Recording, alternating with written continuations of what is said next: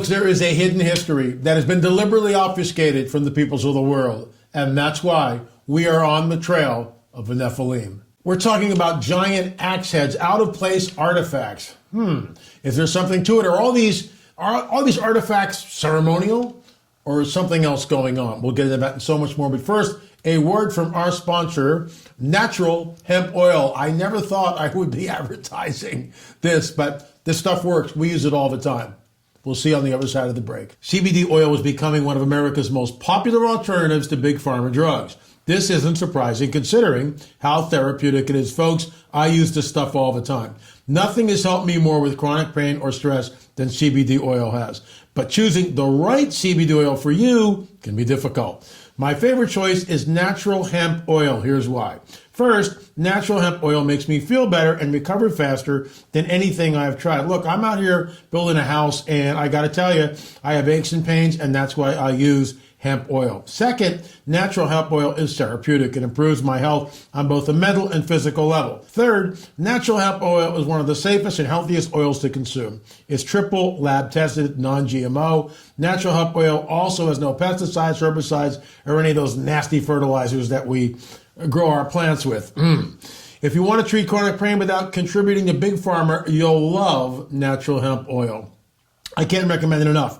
The results have been nothing short of breathtaking. I highly recommend natural hemp oil today. Order by going to www.naturalhempoil.com/try. One more time, naturalhempoil.com/try, and use the promo code DO20, DO20 for 20% off. Once again, naturalhempoil.com/try. Folks, I got to tell you, we use it here, and I'm going to order more today. So there you have it. If you come here looking for politics, prophecy, and the supernatural report, I do that show on the other set, which is about 10 feet away from me.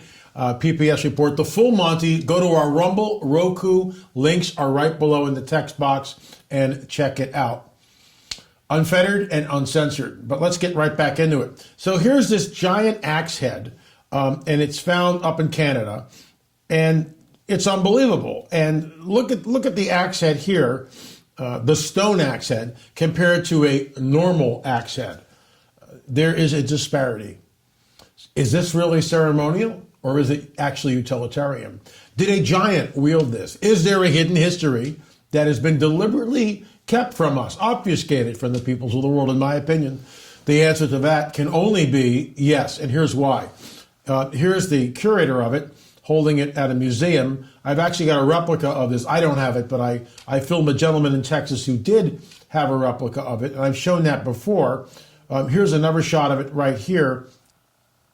And a normal axe head to the right is about 6 inches long, 5 pounds, and the other one is 16 inches long and weighs 27.5 pounds. Look, I was a Boy Scout, and one of the merit badges and stuff, and you learn camping, you learn how to wield an axe. I mean, you just learn how to chop a tree and do all sorts of cool stuff. And that's what we did as Boy Scouts.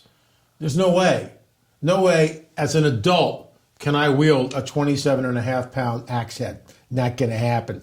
So once again, any artifact that's out of place, it instantly becomes ceremonial. And as I pointed out yesterday, archaeologists have no idea what these people actually called themselves. So they just label them the Hopewell, the Adena, the Woodland People. And those are all wonderful names, and it reads, oh, the Hopewells, yes, of course. I'm the Adena over here. We have no idea. They just call them the mound builders. Oh, that's an Adena mound over there. Oh, that's a Hopewell mound. This is from the Woodland period. And they categorize everything. But in reality, they have no idea what these people called themselves. None. Now, Native Americans talk about red-haired, six-fingered giants that roam the Americas. And our work on America Stonehenge, we uncovered the Baal stone. Well, we didn't uncover it, but we linked it to the Nephilim, which is something that Dennis and Kelsey hadn't done because they didn't know anything about the Nephilim. Enter Marzulli, I walk in, Kelsey Stone's guiding me around the museum, and I go, well, what's this? Well, this is the case where we have stones with writing on them. Oh, really? What's this one say? Oh, that's an Iberian Punic, and it says, to Baal of the Canaanites in dedication. It's like, what? I said, what did you say? I've talked about this, but it's so relevant. It's so important. What is a stone like this, written in Iberian Punic, doing in New Hampshire with a dedication to Baal of the Canaanites? Canaanites were a Nephilim tribe. Is that site a Nephilim site? In my opinion, all day long. It has knowledge of the solstices, the equinoxes, and I've talked about this before, and maybe we'll get into it a little bit later, but the bottom line is it's got connectivity not only to Stonehenge, England, but to Machu Picchu, all right? Teotihuacan, Mexico, the Canary Islands. It's unbelievable. That's why the second film was called The Axis Mundi, the center of the world. Was America Stonehenge some sort of a center? It could have been. It's also built on an 18-and-a-half-year lunar cycle. And you've heard me talk about this before. Go back and watch some of the earlier shows in regard to understanding or calculating an 18-and-a-half-year lunar cycle 4,000 years ago. How would you track it? How would you know? How would you crunch the data? That, in my opinion, is a real smoking gun. But let's move back to this. So here we've got the spearhead, and underneath you see the caption, the Hope will use them for ceremonial purposes. Not so fast, citizen. Look at this. A giant skeleton of a man has been unearthed on the Wolverton Farm, a short distance from Tippecanoe City.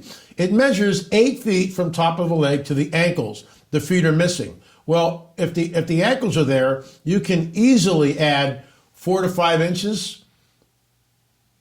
In life, he's towering about 8.5 feet, all right? The skull is large enough to fit as a helmet over the average man's head. The skeleton is one of 7 found buried in a circle, their feet being pointed towards the center. Crude implements were near. The skeletons are thought to be those of the mound builders. So they are. But there's nothing to see here. There's absolutely no giants. Nothing, just keep moving along. Folks, this has been covered up. Why has it been covered up? Why go out of your way to tell us, oh, there's no such thing as giants, when we've got the written record? In fact, when you talk to modern day archaeologists today, they'll tell you that this little headline, well, they didn't know how to measure back then. Or, excuse me, seriously? So medical doctors who study anatomy didn't know how to measure a skeleton? Of course they did. But this is what is perpetrated. Well, they didn't know how to measure. They're mistaken. They're trying to sell papers. Anything but, well, maybe, wait a minute, we've got all these accounts from giants all over the Americas. Maybe something else is going on. Maybe the truth is being deliberately obfuscated. Now, that's my opinion. But we've got evidence, and we produced that evidence right here. I'll go back to the giant axe head, to the gentleman at the museum, his museum, holding this giant axe head. What do we do with the 27.5-pound axe head found in Canada? Is it ceremonial or is it utilitarian? Of course, I embrace the latter. Get this now. The caption explaining the artifact reads thus. This is the copper axe head found in the museum. The copper axes or celts show no sign of wear, leading archaeologists to believe they held symbolic meaning. Again, that's conjecture. As with the Columbian redstone and greenstone axes, Hopewell leaders may have used copper axes to indicate their power to clear land and build monumental ceremonial centers. All conjecture, all conjecture.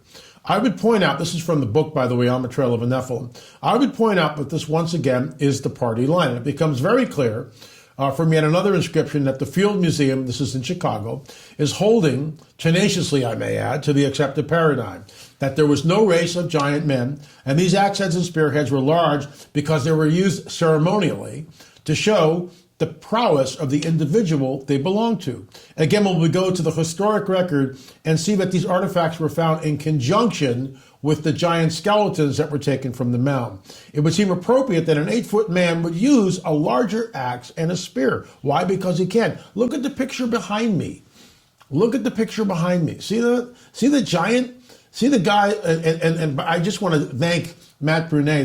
That's a real surveyor's scope. It was his father. His father was a professional surveyor. His father passed away years ago. He would be pushing around 90-something. So you can see right behind me, there it is, the surveyor telescope, and it's, I should say, the surveyor's tool. And there's the tripod. Well, right next to that, you see the giant with the horn helmet. No, that's not the Q shaman, but I digress. Look to the right underneath that tripod, you see the little guy standing up. This is a bas-relief. This giant was real. Giants roamed the Levant. Giants roamed the America. Native Americans have written accounts or oral accounts of this. And we talked to Chief Joseph about it. Something is going on here, and we have to ask ourselves, why Why is all this hidden away? So when we go to the historic record and see that these artifacts were found in conjunction with giant skeletons taken from the mound, it would seem appropriate that an 8-foot man would use a large axe and spear than one standing just less than 6 feet. One more clipping. Of the skeletal remains, only 4 or 5 good specimens were found. One remarkable mummy was 8.5 feet in length. So there you go. That ties back into the first one I read. So 8.5 feet across the breast of this mighty warrior were 7 large bows, 3 stone pipes, 40 war points, and 4 8-inch spears. That span from here to here is exactly 9 inches. So what we see in the bas-relief behind me is a giant spear in the hands of a giant. Why is all this being covered up? In my opinion, because it points back to a supernatural worldview. Most people in the scientific community and academia are, in fact, ardent Darwinists. They don't believe in a supernatural worldview. They don't believe in the God of the Bible, specifically the Judeo-Christian God. The Darwinian paradigm basically states that all of this, everything that we see, was just created over billions of years of mindless evolution.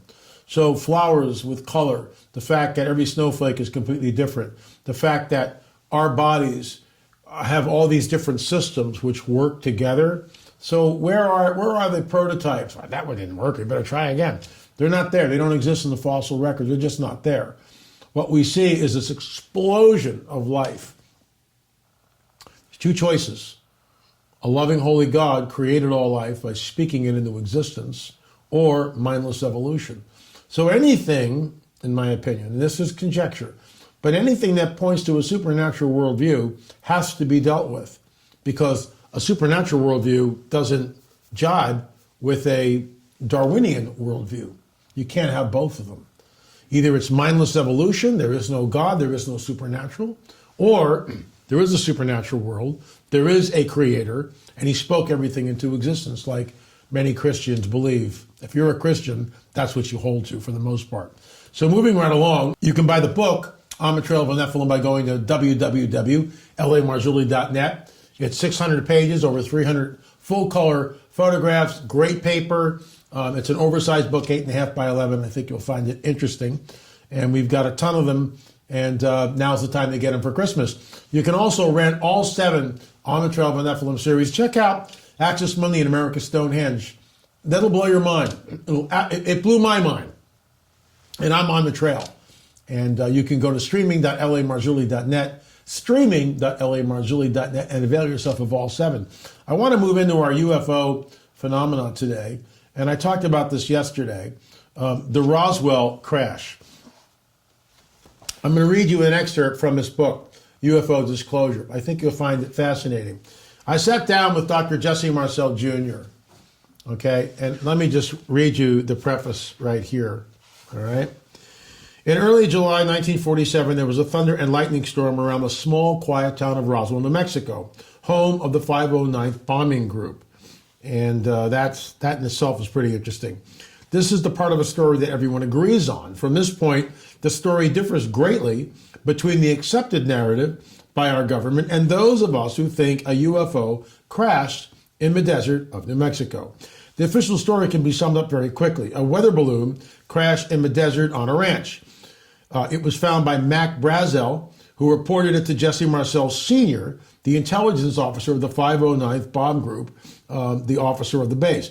Marcel mistook the downed weather balloon for wreckage of a craft not of this world. So that's the official story. Let me say it again. Marcel mistook the downed weather balloon for wreckage of a craft not of this world, i.e. a UFO, or in the language of the era, a flying saucer, a flying disc. The events at Roswell have been the subject of numerous books and videos, my own included. Many researchers and investigators believe that what crashed in the desert near Roswell was a craft not of this world. Below you will read 2 interviews that I conducted. The first was when I had the privilege of interviewing Dr. Jesse Marcel Jr. I have never spoken to a person closer to the events at Roswell than Dr. Marcel. He was around 11 years old when his father brought the wreckage home. He woke up his wife and his family, and he spread the wreckage out on the kitchen table and told them that what they were looking at was not from this world. So let me ask you something.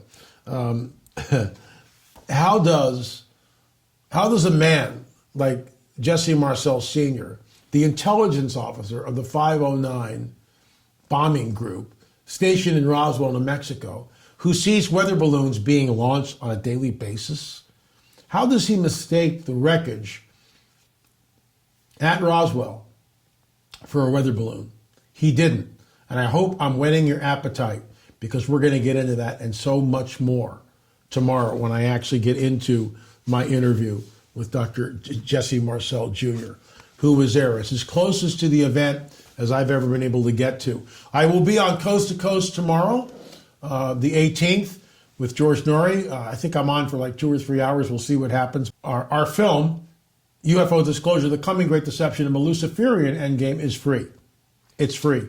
You need to watch it. Why? Because it has so much information. There are ancient prophetic texts that warn us that even the elect would be deceived if that were possible. That something is coming. That men will faint from fear from what is coming upon the planet. I'll say it again. Men and women will faint from fear from what is coming upon the earth. For the powers of heaven will be shaken. The question is this: are we in the end times? Are we in the window of time where we'll start to see these events? In my opinion, the answer is a resounding yes. The cat's out of the bag. Our government, not L.A. Marzulli, our government has come on the record and stated that the UFO phenomenon is real. What are you going to do with that? That's why we made the film. That's why the film is free. Go to our YouTube channel. If you're here, you're on YouTube. Check it out. Watch it for free. Invite some loved ones over. Watch it 2 or 3 times because there's so much information in it. Thanks so much for watching On the Trail of a Nephilim and our special daily UFO report. If you've got a sighting, footage, photographs of a UFO, please send them to me, la@lamarzulli.net, la@lamarzulli.net. Thanks so much for watching. Remember, we'll see you on the air or in the air.